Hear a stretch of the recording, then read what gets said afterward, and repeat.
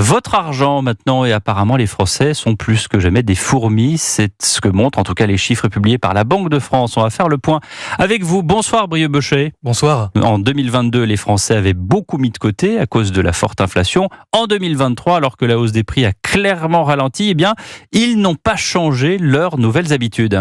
Effectivement, en 2023, plus de 60 milliards d'euros ont été placés sur des livrets réglementés, le niveau le plus élevé depuis 10 ans, et ce, malgré la baisse de l'inflation.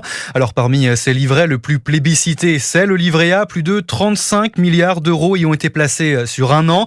Mais le record de 2023 concerne le livret d'épargne populaire. Les Français éligibles au LEP y ont placé 3 fois plus qu'en 2022, bien aidés par des mesures gouvernementales, comme le rappellent Marie-Laure Baru et Terrington de la Banque de France. Tout d'abord, en 2023, le maintien d'une rémunération très attractive et très au-dessus de celle du livret A. Le LEP a rapporté 6,1%. Ensuite, en octobre, il y a eu la hausse de son plafond. Il était à 7 700 €. Il est désormais fixé à 10 000 €. Au 31 décembre, tous les livrets réglementés cumulaient plus de 930 milliards d'euros. La mauvaise nouvelle, c'est que les Français semblent plutôt portés vers l'épargne que la consommation. Et c'est la croissance française qui en pâtit. Merci Brieux Bochet du service économie d'Europe 1.